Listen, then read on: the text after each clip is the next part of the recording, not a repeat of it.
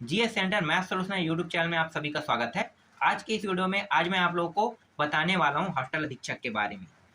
यहाँ पे मैं जो जानकारी आप लोगों को दूंगा, उन जानकारियों का अगर उपयोग करके आप पढ़ाई करते हैं तो 100% चांस है कि आपका हॉस्टल अधीक्षक निकल जाएगा। ये बहुत ही महत्वपूर्ण जानकारी। इसके अलावा यहाँ पे मैं कुछ ऐसे और एग्जामों के बारे में जानकारी दूंगा जो जल्द ही आने वाले हैं। अभी किसी भी एग्जाम का डेट तय नहीं हुआ है। लगभग ये जो सारे एग्जाम हैं किस डेट में आ सकता है, उनके बारे में भी मैं आपको जानकारी यहाँ पे देने वाला हूँ। तो सबसे पहले हम लोग हॉस्टल अधीक्षक के बारे में जान लेते हैं। तो चलो मैं आपको समझाता हूँ। पहला जो है वो है हॉस्टल अधीक्षक।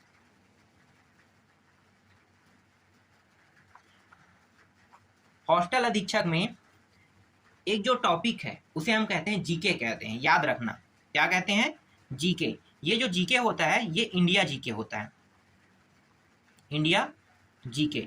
इसमें कौन कौन से टॉपिक आता है इंडिया जीके में? इंडिया जीके का पांच भाग होता है। पहला जो होता है वो होता है हिस्ट्री होता है। हिस्ट्री। दूसरा जो होता है वो होता है इकोनॉमिक्स, इकोनॉमी। तीसरा जो होता है वो होता है संविधान, कॉन्स्टिट्यूट। ठीक है, इतना ही लिख लेते हैं, कॉन्स्टिट्यूट का होता है। चौथा जो होता है वो होता है साइंस होता है। और एक और टॉपिक होता है, कौन सा होता है? भूगोल का। तो भूगोल जो होता है वो है जियोग्राफी, जियोग्राफी का होता है। तो ये पांच जो टॉपिक है ना, ये काफी महत्वपूर्ण टॉपिक है।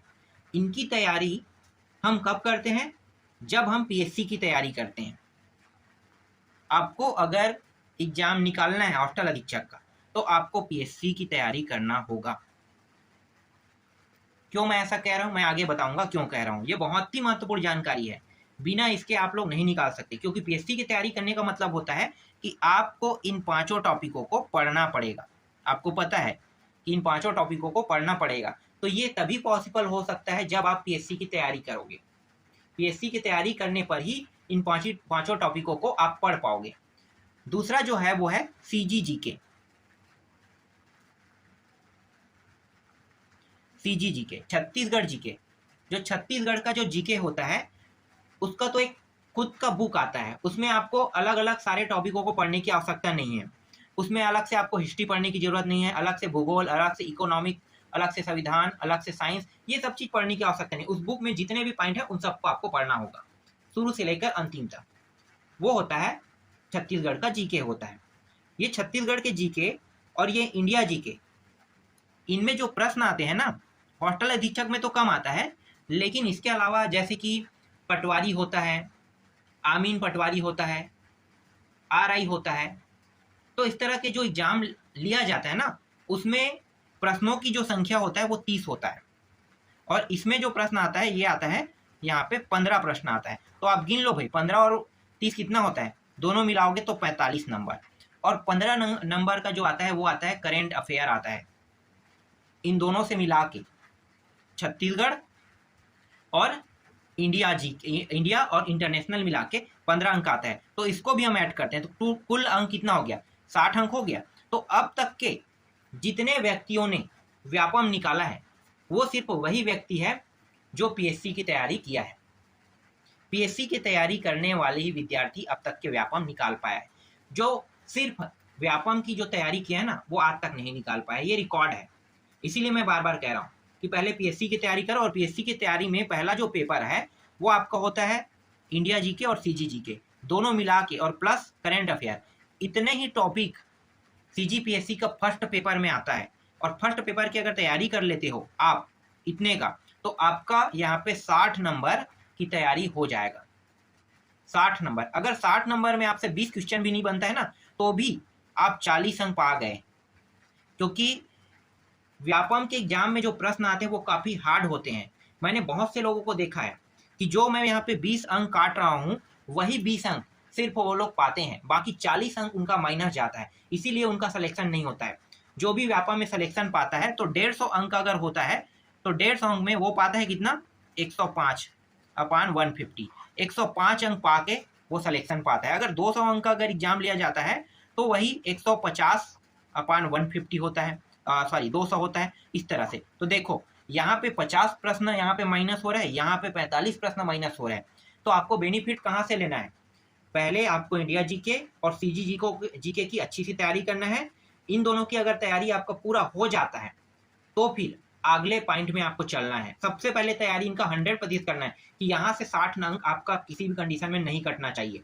आपको यहाँ पे इंडिया जीके को भी कंप्लीट करना है, साथ ही साथ छत्तीसगढ़ जीके को भी कंप्लीट करना है, और आपका जो करंट अफेयर उनको भी कंप्लीट करना है। तो अगर आप इन सभी पॉइंटों को कंप्लीट कर लेते हैं, फिर आपका नेक्स्ट जो पॉइंट होता है वो होता है आपका कंप्यूटर का। कंप्यूटर बहुत आसान होता है। अगर इनकी तैयारी करते हो तो ये 3 से 4 से 5 दिन में पूरा कंप्लीट हो जाता है, और 50 अंक का यहाँ से क्वेश्चन आता है। देख लो भाई, 50 अंक का क्वेश्चन आएगा, ये 3 से 4 दिन में तैयार होता है। सिर्फ 3 से 4 दिन, आपको ज़्यादा नहीं पढ़ना है।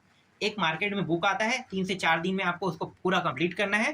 3 से 4 दिन बस पढ़ना है, जितने बार पढ़ सकते हो। एक दिन में आप 2 बार पढ़ लो बुक को, 3 बार पढ़ लो, 4 बार। बहुत मोटा किताब नहीं लेना है, बहुत पतला और बहुत ऑथेंटिक किताब लेना है, बस उसको जानना है और कुछ नहीं करना है, और उससे कुछ रिलेटेड क्वेश्चन को सॉल्व करना है।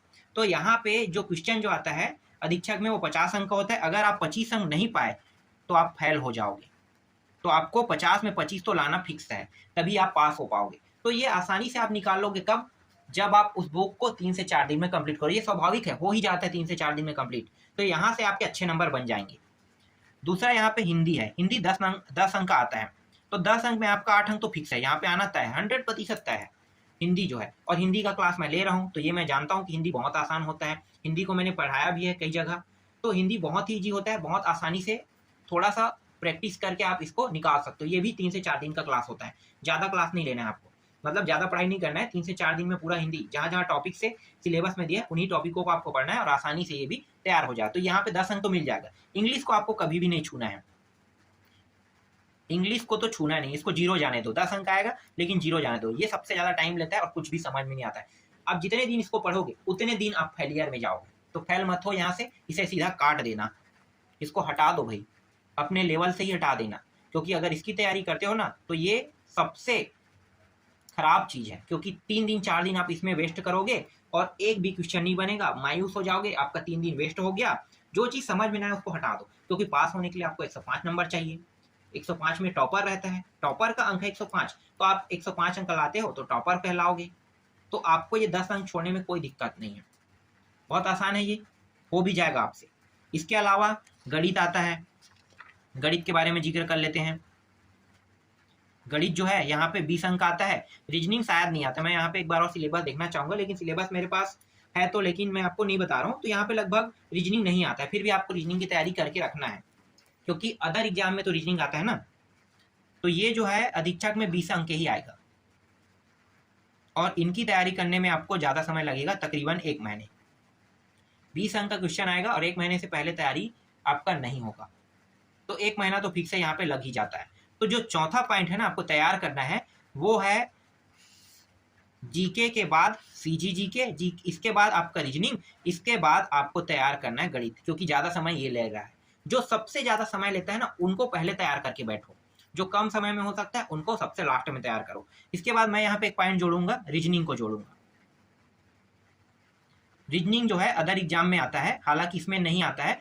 जैसे कि पटवारी एग्जाम होता है, आरआई होता है, आमीन पटवारी होता है, इनके भी एग्जाम आने वाले हैं, मतलब इनका भी एग्जाम जल्दी होने वाला है। तो इनके एग्जामों में भी रीजनिंग आता है, तो इसको भी आपको तैयारी करना है। लेकिन अधीक्षक के लिए अगर तैयारी करें तो इसको आप हटा देना, इसको आप हटा देना, क्योंकि अधीक्षक में नहीं आता है। इसको सबसे लास्ट में तैयार करना। अगर आप पटवारी का करते हैं, आरआई का करते हैं, आमीन का करते हैं, तब आपको इसको करना है। तो इस तरह से इन सभी की आपको तैयारी करना है। तो यहाँ पे मैं जितने भी पॉइंट आपको बता रहा हूँ, ये सारे पॉइंटों की आपको तैयारी अच्छे से करना होगा, तभी आप इसको निकाल पाओगे।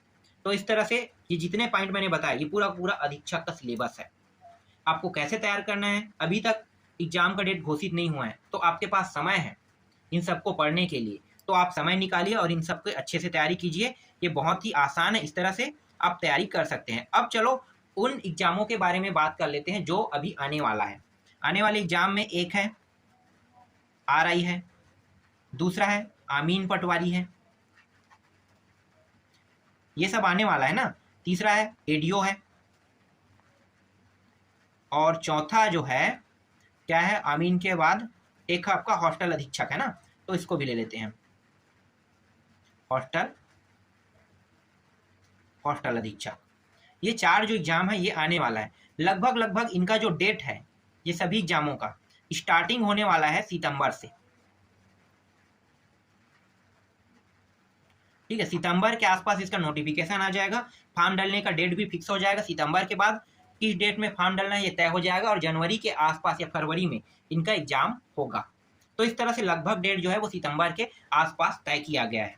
तो इसी डेट के आसपास आपके ये जो चारों जो एग्जाम है ना इनका पेपर होने वाला है। तो अगर आप यहाँ पे हॉस्टल अधीक्षक की तैयारी करते हैं तो आपका यहाँ पे आरआई का हो जाएगा, आमीन का हो जाएगा, एडीओ बस का आपका नहीं हो पाएगा, क्योंकि एडीओ का सिलेबस अलग है। एडीओ के सिलेबस में 30 अंक का तो हिंदी आता है, फिर पंचायत से 30 अंक आता है, एनआरएलएम मतलब आजीविका मिशन उससे 3 अंक आता है, पंचायत विभाग से भी आता है, मतलब पंचायत विभाग, इस तरह से 3 टॉपिक जो होता है, और एक बैंकिंग से आता है 30 अंक का। तो इस तरह से मिला के टोटल 150 अंक का होगा, जो आपके माइंड में नहीं होगा। इसलिए आप एडीओ की तैयारी कर रहे हो तो सिर्फ एडीओ की तैयारी करो, और हॉस्टल अधीक्षक की तैयारी कर रहे हो तो यहाँ पे आपके पास 3 एग्जाम और हैं, मतलब इसके अलावा 2 आरआई और आमीन, इसको भी आप पा सकते हैं इस एग्जाम की तैयारी करने से। इसीलिए यहाँ पे मैं आपको इन सारे टॉपिकों के बारे में अच्छे से आपको बता रहा हूँ। तो आप इन सभी की अच्छे से तैयारी करना, जैसे मैं बता रहा हूँ वैसी तैयारी करते हो तो 100% आपका सिलेक्शन फिक्स है, क्योंकि वही बच्चे सिलेक्शन अब तक के पाए हैं जो पीएससी की तैयारी करते हैं, और पीएससी की तैयारी करने वाले बच्चे को ही अधिकतर सिलेक्शन मिलता है।